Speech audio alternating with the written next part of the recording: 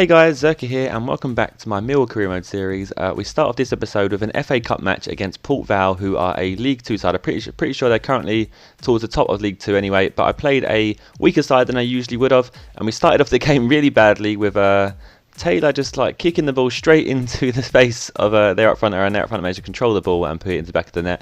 So it wasn't the best to start off against Port Vale, and I pressed on in order to try and get a quick equaliser against them, and luckily their Keogh was brought down. It was a bit of a soft penalty for them to concede, I guess. I mean, I don't know, I guess he was the last man back. But Marquise then stepped up to take the penalty. Now Marquise I just brought into the squad because obviously I wanted to play a weaker squad against them. I didn't want to risk my best players. And I've been told that Marquise has a bit of potential, so I thought I'd give him a go. And luckily there, Marquise managed to smash the ball against the underside of the crossbar and beat the goalkeeper, even though the goalkeeper went the right way. So luckily there we managed to pull an equaliser, and there I thought I would be confident enough to go on and win the game. And I was also expecting to score a lot of goals, obviously considering that they're a League 2 side. And with the form that I'm currently kind of in, we kind of boosted ourselves up the Championship recently, so I was expecting obviously to score a lot of goals against them.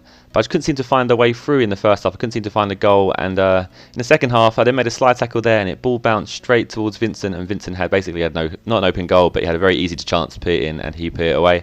And put Port Vale 2-1 up, and it was a very cheeky attempt at bicycle kick from them. He kind of chested it, and he turned around and then bicycle kicked it. And we got into I was like pushing, I was ultra attacking for like past last 20 minutes of the game. I just couldn't seem to get a goal. I don't know. It was almost like they was ultra defensive. And look at that shot there. There, I thought I had the goal to equalise, and I just didn't. He just did a P roller along the floor, and it went wide.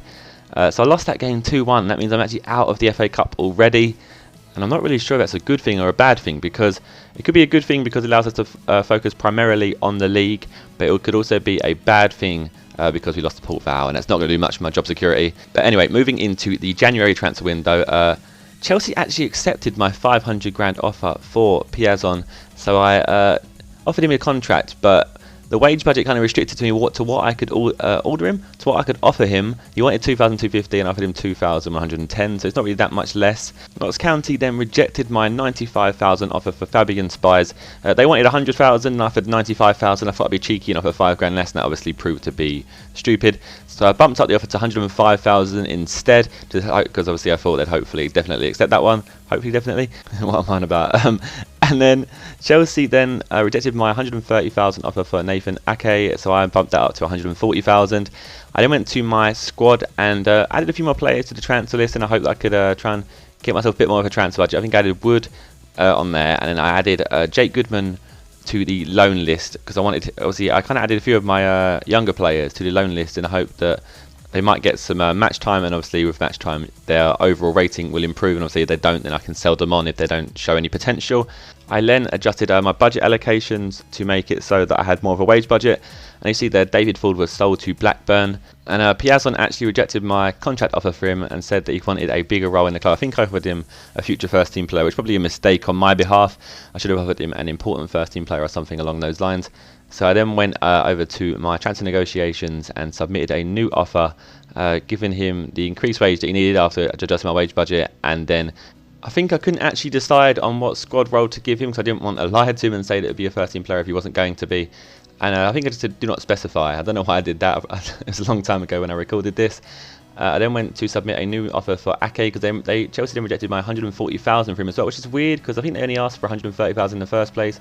So I offered 150,000. And then Notts County then rejected my offer also for Fabian Spies, even though they only wanted 100,000 for him. So I offered 120,000. I hope they'd accept that one. And it's kind of weird. I wasn't really sure what these clubs were doing. They was rejecting the offers that they had told me to give them. And I then got an offer for Wallison from Roma for 3.5 million. And I'm not going to accept 3.5 million for him. I want to sell him on for a good amount if I'm going to sell him in the first place. And so I thought I would just counter offer something stupid like 15 million in a hope that if they ever did offer it, then it'd be amazing. Obviously, they're not going to, but if they did, it'd be amazing. And as you just saw there, Doncaster offered 70,000 for Darren Ward. And for some reason, I accidentally stalled the offer, so I went back to my transfer negotiations and I went and accepted the offer because he isn't going to feature in any of my plans whatsoever. I then went over to buy a player called Gabriel. I think his real name is Apel Perez. That was another player that was recommended to me by you guys. And he's a CDM, apparently he has lots of potential as well.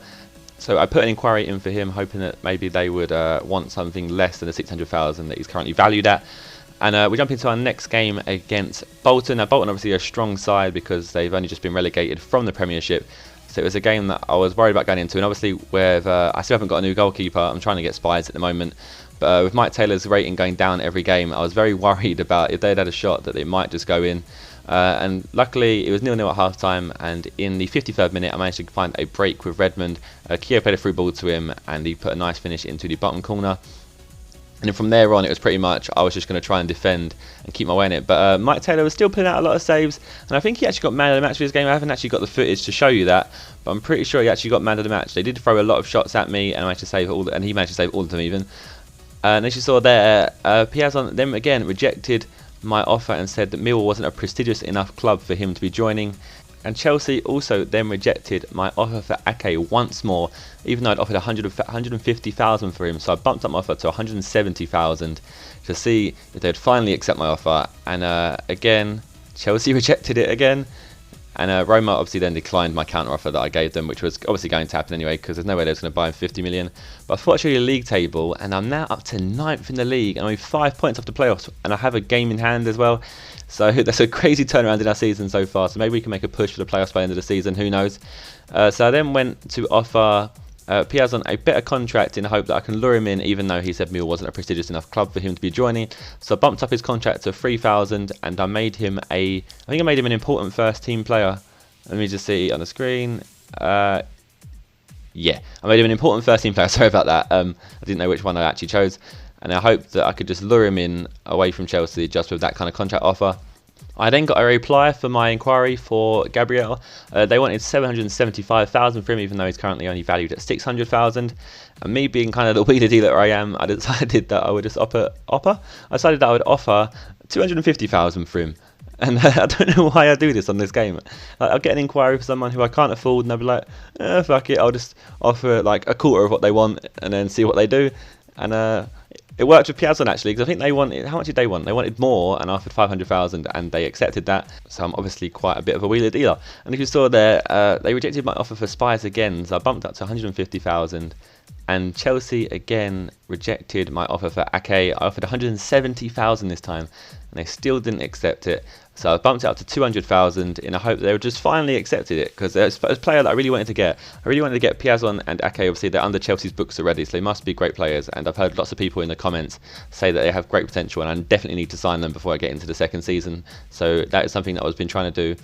And Spies is someone who I'm like pretty desperate to sign, obviously, because he's a goalkeeper, and Taylor's rating is going down every single game. And so I need to sign a goalkeeper, and obviously he's only got like a 59 rating at the moment. But I'm hoping like with match day experience and stuff, his rating will go up pretty quickly. And obviously there, my offer for Gabriel was obviously rejected, so I bumped up to 355,000 in a hope that maybe they accept that one. And as you can see here, I got an offer for Jake Goodman to go out on loan to Exeter City, so I let him go, obviously, because if he gets some match experience, he may improve as a player, and if he's good enough, he might be able to get in the first team eventually, or I might be able to sell him on for a increased price. If you enjoyed the episode, then please do leave a like. If you have any feedback or opinions for this series, then please do leave a comment, and I shall see you guys in the next episode later today. Goodbye.